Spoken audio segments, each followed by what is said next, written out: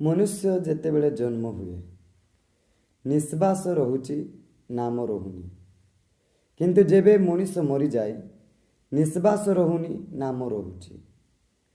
आउ निश्वास और नामर यात्रा जीवन को जे परिचय पाए जीवनर परिचय जे पाए से जाने मु किए। यही आंसर ना गूगल दे पारे ना इंटरनेट दे पारे। यही आंसर केवल बाइबल ही दे पारे। जे जीशु को पाए से जीवनर परिचय पाए कारण जीशु ही जीवन अटंती।